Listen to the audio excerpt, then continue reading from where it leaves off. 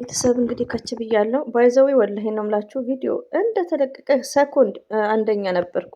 የሃይሚን ይንጥፌ አይቼ አያም ብሮክ ማይ ሀርት ገባችሁ። ለሴት ልጅ የሆነ ክብር የሚባል ነገር ማለት ነው። ለምን እዚህ ጋር የሚሰሩት ሃይሚዬና ብሩኬ እንደ አብርሽ እንደ ሩታ ድራማ ነው። ህይወታቸው ድራማ እየሆነ ነው። ገባችሁ። ሀሰንም ገብቶበታል። ሀሰን እንዳለ ቀልደኛ ነው። ከማሄ ጋር እያያችሁ ነው እና በጣም እናዝናለን። ሆኖም ግን በዚህ ቪዲዮ ላይ የተመለከትኩት ብሩኬ አንደኛ ነገር ትዕግስት ይኑርክ፣ በቃ ትዕግስት ይኑርክ ማለት ነው። የምትነጋገሩት ከአንደበታችሁ የሚወጣው ነገር ሃይሚዬና ብሩኬ ድራማ ነው የምትሰሩት። ሁለታችሁ ነገ አንድ ናችሁ። ግን አንዳንዴ ሚዲያ የያዘው ነገር አይለቅም። ለሴት ልጅ ደግሞ ክብር ይኑርክ ማለት ነው። እጅን ስዘረጋ ማለት ነው። ሪሊዮን ነው የምነግራችሁ። ኮሜንት ላይ ደግሞ እኔ ልወጣ ነበር ከሰዎች ጋር ማለት ነው እና ቆይ ለምን ብዬ ነው ዝም ያልኩት ማለት ነው። ኮሜንታተር ደግሞ በሏት ምናምን። አዎ ባልሽ እየረገጠሽ ስለሆነ ነው የምትኖሪው። ወንድ ልጅ ዛሬ በድራማም ሆነ ሃይሚዬ ለምን አታብድም? እንደፈለገች ብትሆን ሴት ናት። ወንዱ ግን እጁን መሰንዘር የለበትም። ወደርሽም ጠላሽም ማለት ነው። ወንድ ልጅ ለሴት ልጅ ሪስፔክት መስት የሚሰሩ ድራማ ነው። ኦፍኮርስ ድራማ ነው። ዘር ሁለቱ ነገ አንድ ናቸው። ኦፍኮርስ ነገ አንድ ናቸው። ሃይሚና ብሩኬ ፍቅር ናቸው። የሚሰሩት እዚህ ጋር ድራማ ነው። ግን ሁሌ ዘር ለገበሬ የምታዳምጡ ከሆነ ብሩኬ ቤት ሁሌ ሰርግና መልስ ነው በኃይለኛው። ገባችሁ? እንግዲህ ርዕሱንም አይታችኋል። ለምን ሴት ልጅ ፈርስት ሌዲ፣ ሴት ልጅ ስትነካ ጭራሹ ነው እጅ እንትን ማለት መሰንዘር። ሌላው ደግሞ ሀሰን እኔ ሀሰን ቀልዱ ምናምን ኤፍቢ ላይ ባያችሁት እንዴት እንደሆነ። ለምን አላማ የለውም። የትዳር ሰው ምናምን አይደለም ሀሰን። ጆኪንግ ዝም ብሎ ያኔ ሀሰን ወጠጤ ነው። እንዲህ መሰላችሁ ውዶች፣ አንድ ሰው እድሜ ብቻ አይደለም ገባችሁ። በ20 ዓመቱ ትዳር ይዞ ብሬኑ የበሰለ ብዙዎች አሉ ገባችሁ። ወንድ ሆነው ማለት ነው። በ21 ዓመታቸው አቶ ተብለው እስከሚጠሩ የደረሱ አሉ ገባችሁ። አርቀው የሚያስቡ የማይንገበገቡ ሞት እንዳለ የሚያውቁ ማለት ነው። እንዴ እኛ እኮ ውዶቼ፣ እኛ አሁን ለምንሰራው እኮ ለመሞት ነው። መሞታችን እኮ አይቀርም። ሰው ሁላችንም ሰው የተባለ መቼ እንደምንሞት ግን አናውቅም። ሞት እንዳለ ደግሞ አናስተውልም። ሁሌ ገባችሁ።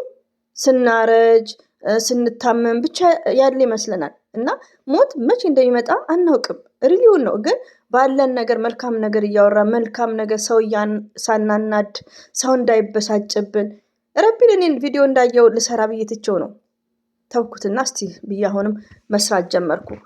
ገባችሁ? ለምን ኃይለ ቃል እንዳልናገር፣ ለምንስ ልጨቃጨቅ? በቃ ያኔ ሃይሚዬና ብሩኬ እስከ መቼ ነው ህዝብ የሚያናዱት?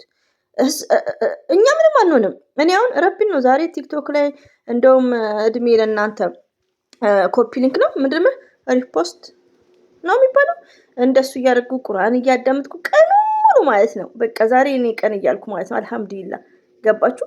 ለምን ቪዲዮአቸው ሁሉ ስክርክር ያለ ኤፍቢ ላይ ሲሄድ ደግሞ ማሂንና ሀሰንን እያየዋቸው ወደ 6-7 ቪዲዮዎች የነሱን እያየው ሳስበው ማሂ ሀሰን እያልኩ ስለነሱ ራሱ እንዴት ነው ቆይ የሚኖሩት? ማለትም እንዲህ ለስራ እንደሚኖረው ነው ማለት ነው። ማሂ እንዴት ነው ከሱ ጋር ያኔ በቃ የሆነ ድራማ እየመሰለኝ ማለት ነው። ለምን እንደዚህ አይነት ህይወት አለ እንዴ?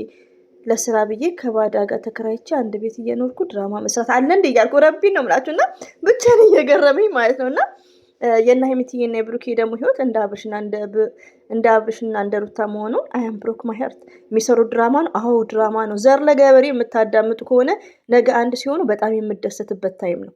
ገባችሁ? ለምን እነሱ አንድ ናቸው። ይሄን ነገር ኤዲት አድርገው ተነጋግረው ብሩኬ ቤት ሁሌ ሞቅ ደመቅ። ብሩኬ ምንድነው ቪው ነው። ገባችሁ? አሁን ትላንትና የሀይሚዬ ንግግር አስተማሪ ነው። ሴት ልጅ በክብሯን መደራደር እንዳይለባት፣ ሴት ልጅ ዘው ብላ ወንዱ ቤት እንዳትገባ ጥፊ ስለሚከተላት ማለት ነው። አያከብርሽም ወንድ ልጅ። ሪሊው ነው የምነግራችሁ። ከመጀመሪያውኑ ጥንቁቅ ሴት ካልሆንሽ አትከበሪ። 4፣ 5፣ 6 ልጅ ስትወልጂ አትከበሪ። ሞርዛም ማለት ነው። ስለዚህ ከመጀመሪያ አሁን ደግሞ ውዶቼ በድራማው ሃይሚዬም ትክክል ናት ማለት አይደለም። እዚህ ጋር ድራማው አስፈላጊ አይደለም ብለናል። አልሰማም ብለውናል። ገባችሁ? አንድ ሰው ትነግሩታላችሁ። ማይሰሙ ከሆነ መብታቸው ነው። እነሱ ናቸው የሚያውቁት። ገባችሁ? ግን ሴት ልጅ መከበር አለባት። ሃይሚዬ እንኳን በጥፊ በለኝና ለድራማው ብትል ሚዲያ ላይ እኛ እንድናይ አንፈልግም። ሴት ልጅም በጥፊ ወንድ ልጅ መምታት የለበትም። 4 ነጥብ። ብሩኬ ለሴት ልጅ ክብር ይኖርክ ማለት ነው።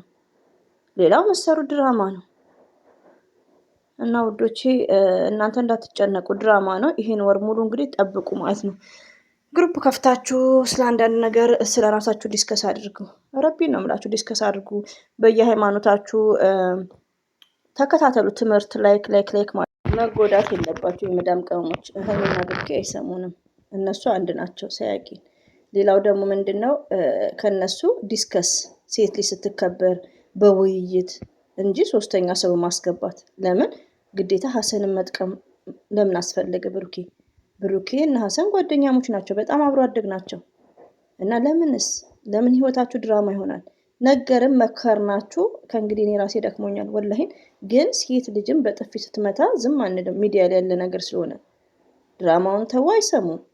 ስለዚህ ለሴት ልጅ ክብር ይኖራችሁ።